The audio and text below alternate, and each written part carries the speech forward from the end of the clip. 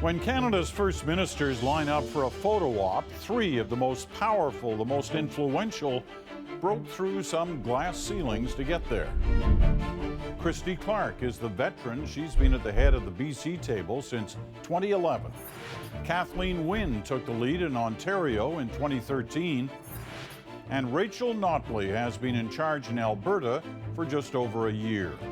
Three women who lead more than 20 million Canadians. Three women who will join millions of others watching Hillary Clinton this week as she officially becomes the first woman to accept a major party nomination to be President of the United States. We are all standing under a glass ceiling right now. We asked the three premiers to put their political differences aside and join us to talk about what this week means to them, and perhaps more importantly, to get a sense of what they've learned from achieving what Hillary Clinton is trying to achieve this year, the top job. They were all quick to reply. Yes, they said, they wanted to talk about the meaning of Hillary. Thanks to you, we've reached a milestone. The first time in our nation's history that a woman will be a major party's nominee.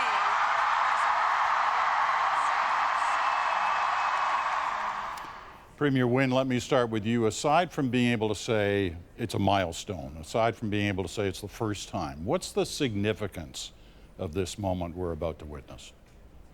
Well, I think, Peter, there are all sorts of studies and research that show that having women in leadership positions means that there's just a broader range of issues that are brought to the table, and so I think it's really significant that Hillary Clinton is the candidate. It's not the end of the story, though.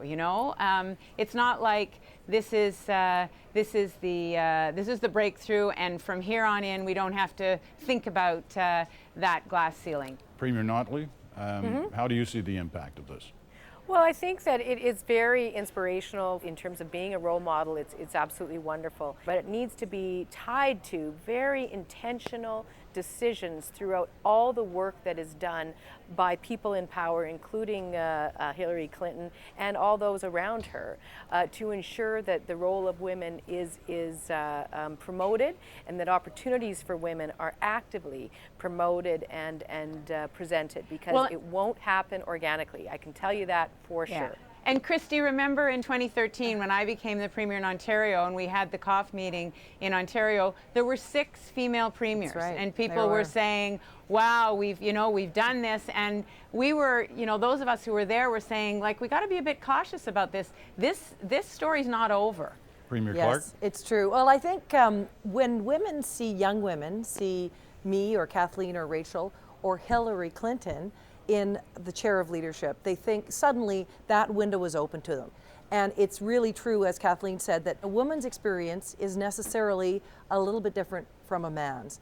The only one in the family who's ever the mother, of course, more likely to have done the majority of the parenting, probably the one who's figuring out who's going to walk the dog, probably the one statistically who's looking after the aging parents. So women will bring not a better set of experiences, but a different set to the table. And that's half of humanity's experience, so it should be there. All right, I get it when you talk about what you bring to the table, but tell me what it's like when you actually get to the table. What surprised you most when you reached the top? What's totally different is you're the boss. You're the premier. And so in so many ways, you're freed up from having to kind of work up the line of command, which women often find a very different experience from men. But the thing that is the same is you'll often be in a meeting, or at least I will, and I'll find men who come to the meeting, senior people who aren't part of the government, who will speak to the men in the room rather than to the premier when they're meeting with me. That still happens. And easy for me to deal with that, I'm the premier. But if it's happening to me, it is happening to millions of women in your newsroom, in law offices, in workplaces all over this country, and not all men are doing it, but all women are experiencing it somewhere, some days. I think that's really interesting that you described that, Christy, because I actually had that experience just last week, and it does happen every now and then. Tell me what happens in that moment. Like, what actually happens?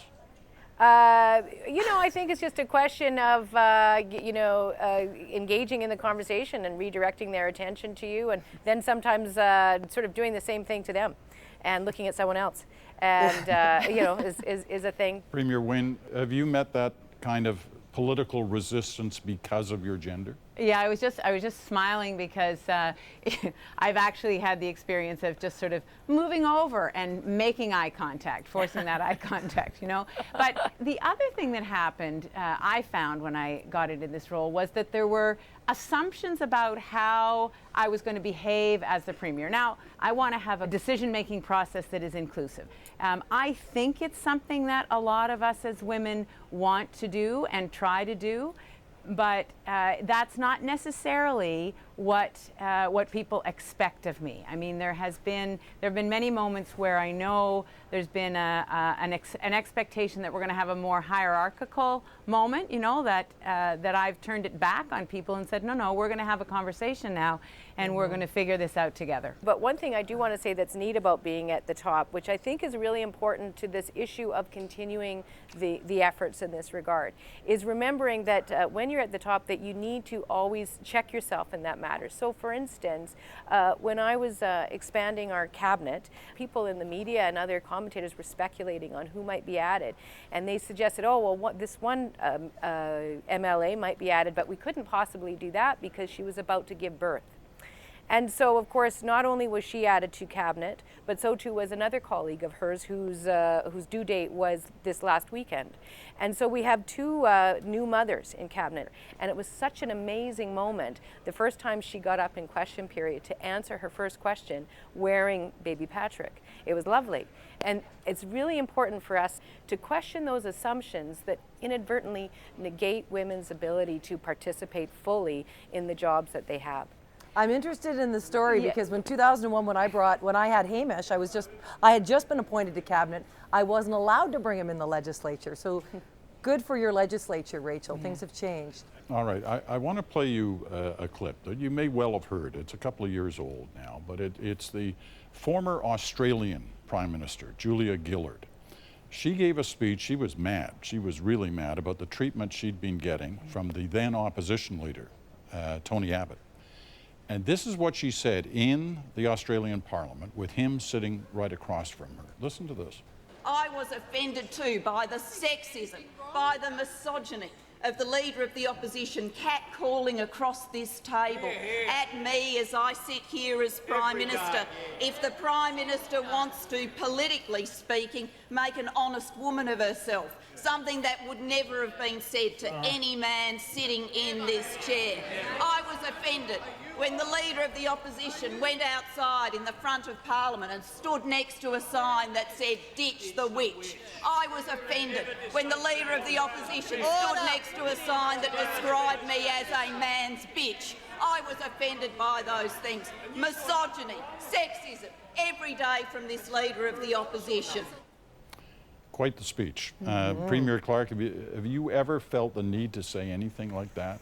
Well, it's challenging because I think most of us, women in politics, because we're still a reasonably rare breed, are cautious about seeming like we're complaining about our lot in life. I mean, we're pretty privileged to be premiers, and I really talk about this because I'm interested in I'm concerned about what's happening to women who don't have the power to stop it. And so I think her comments were valuable from that perspective. First question I got after I got elected leader and became premier was, who are you dating? And that was the beginning of a journey where never once has the NDP opposition referred to me by my last name. They only call me Christy, which is fine, because most people call me Christy. But that doesn't happen to men. And, well, I would say Ralph was Ralph. So it's not necessarily a bad thing. Maybe I should be happy about it. Exactly. But I feel like we sit there in the legislature. I don't know if this happens to you, Kathleen, but I do feel often, the words Barbie come up, or the other kind of diminishing adjectives that are really you know, they're really aimed at women. It's fine for me, but I know there are a lot of women in a lot of workplaces that hear that kind of language and they feel less valued because of it. Yeah, and I think what's important about that speech is that it's important for young women, for women everywhere, to hear women in leadership saying it's not okay. You know, women in powerful positions, I believe, and I take this on myself, I believe we have a responsibility to do everything we can to create those safe workplaces and safe communities for other women. And so I mean, there's an added issue with me, Peter, you know, living with a woman and not being in that heterosexual dynamic confuses men. Actually, it's an advantage, it's fine. But it means that I'm even freer to say, you know, I'm going to tackle misogyny. It exists, it's systemic, and we're going to do something about it. I think the other thing that's interesting about the Hillary dynamic, though, is that it actually is intersecting in a very timely way with what some people might call Trumpism, but really it's not Trump. It is a number of people engaged in civil discourse, both in the US as well as in Canada, who are changing the way we engage with each other. So whether it's misogynist language against women or language against people in other minority groups, or just quite frankly, profoundly disrespectful language about men. And so it's interesting that that is intersecting through the Republican campaign with then a woman as well, who adds that whole other dimension of how do we bring that perspective into political debate. So the contrast between, and I know Peter, you don't want to focus on this solely, but the contrast between Hillary and Donald Trump, yes, it's a female-male contrast, but it is such a stark contrast on every level, as Rachel has said. But you know what's interesting about that? Let me just throw this in. If you talk about, for the lack of a better term, playing the women's card, in a way they both do. You know, Trump has in ways that have offended a lot of people, and you know, Hillary Clinton has played it. She played it in that clip we started this discussion with, by playing the breakthrough card. And I think it's a double-edged sword. Yeah, and so, for example, you know, my cabinet's been mostly, sometimes it's been half women, it's almost always been close to half women. I never talk about the fact that it's half and half, because I never want the women in my cabinet to think that somehow they got ahead because they were women. And I certainly don't want anybody outside my cabinet to think that. And it's so easy for women to become tokens. And I think it's a very difficult line to walk, but I think it is important for Hillary Clinton to mark the milestone, breaking that ultimate glass ceiling in the United States, and make the point that this is an important time for women in the world. Well, the flip side of that is why would it help anyone to pretend that it's not important, to pretend that it's not important that she's had, as we said earlier, a different life experience. You know, it's half of humanity's experience that women bring to the table. And why, you know, when we say the women's card, the woman card, Peter, I mean, it's important that we acknowledge that life experience be at the table. So when you talk about, I was going to say, when you talk about, in fact, the women's card, what immediately came to mind, Peter, was this notion of being more consultative, about listening to all perspectives, about working more collaboratively. That's what I thought you meant initially when you talked about the women's card. Of course, that is what I meant. Peter, can I go backward for 1 second and just ask my colleagues to share their experience of going and asking women if they want to run for office? Yeah. Because it's such a, you know, it's a kind of a fairly aggressive and angry atmosphere often. When I go and ask women to run for office, you go ask a guy, he almost always says, "What took you so long?" You go and you ask a woman and she says, "Well, you know, I need to think about it. I've got all these responsibilities. I have to study up. I need to learn all the answers. What if somebody asks me a question I don't know the answer to?" You know, women are just a lot harder to draw into the political process. And I'm wondering if Kathleen and Rachel have had that same experience. Well, if you're going to ask the questions, then I get to be Premier BC for a day. Premier Wynne? Oh. absolutely. Well, I'm not sure, I don't know if I know enough. I don't know if my experience is good enough. Have I got all the characteristics? That absolutely is the response. The number one question, though, that I get when I talk to particularly young women about being a candidate is, how do I balance my life and my work? How am I going to do that? And Rachel, your legislature is modeling that at this point. Well, and we're doing the best that we can. But the other thing that I find, in addition to the points that both Christy and Kathleen make, is that the adage that I say to anybody when we're doing candidate recruitment is, you will have to ask that woman more than once, and it will require probably 3 to 6 months at least for her to get to yes. So don't ever assume that they're not going to ultimately be a candidate, because it's very different. Men will say yes right away, and women will need to be asked more than once. All right, I'm running out of time, but I want to play one more clip, because I think it goes to the heart of what all of you talked about in your first answers, which was this issue of this is just a start. You all know Malcolm Gladwell, a Canadian writer. He started a podcast, and he had on one of his recent podcasts this little story. It's just 30 seconds. Listen to this first. There's what happens after Jackie Robinson broke the color line in 1947, becomes the first ever black professional baseball player. Within 5 years, there are 150 black ball players in the major leagues. I think that's what we expect. It fits our romantic notions of progress. The door opens for one person, and soon it opens for everyone. But what we have to understand is that a lot of times the opposite happens. The door opens for one person, and they're the only one to slip in. Those who open the door then feel free to close it again for everybody else. All right, so here's why I ran that, because this was the point he was making. There are about 40 countries that have been led by an elected woman, in other words, not appointed or an interim position. Today there are about 15 led by elected women. But here's the kicker. Less than 5 countries have ever elected a woman twice. They're almost one-offs. How surprising should we see that as, Premier Clark? Well, I'm surprised by that statistic. I have to say, I have had the feeling that in Canada we've been falling backward a little bit in terms of the number of women that are coming forward for public office. I wonder if that in our country has anything to do with how much more negative politics has gotten. I think that, it's become so personal and so negative. I think in many ways it really has an added impact for women that it doesn't have for men. And, we know Kathy Dunderdale, for example, as Premier of Newfoundland, just decided not to reoffer. She just didn't have the belly for more of the negativity. Premier Notley? Well, I mean, I do think Christy's absolutely right. It is getting uglier. There's no question about it, and sort of the pervasiveness of the way in which the dialogue has changed with the growing role of social media. But at the end of the day, I still go back to my original comments that you need to keep working on it. So, in our last campaign, there were certain points at which people would come to me with proposed candidates, and I would say, no, you need to go out and find a woman. You need to ask this other woman again.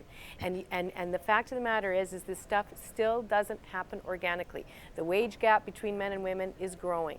The workload disparity between men and women is growing. And these much larger social factors are what often impede people saying yes and engaging.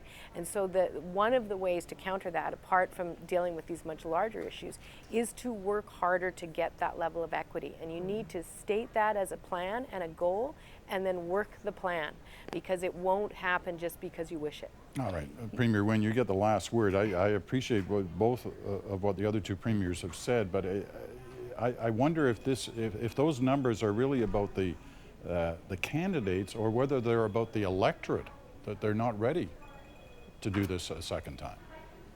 Well, I don't know the answer to that, Peter. If that's true, that it's disheartening. I think what we have to do about that, though, is redouble our efforts. I think we have to be very intentional, as Rachel has said, and we have to work harder to demonstrate why it's important to have everyone at the table. So I think we can't let it discourage us, and we can't pretend that it's not a tough forum. It is, but that doesn't mean it's not worthwhile to do it. It is such a worthwhile endeavor, and I feel so privileged, and I know that we all feel privileged to be in these positions, and it actually motivates me to talk to more women about taking part. Premiers, this has been a fascinating conversation. We really appreciate your time. I know you're all very busy, but that you've agreed to do this, we're eternally grateful for it. Thank you. Thank you, Thanks, Peter. Peter. Take Thanks, care. guys.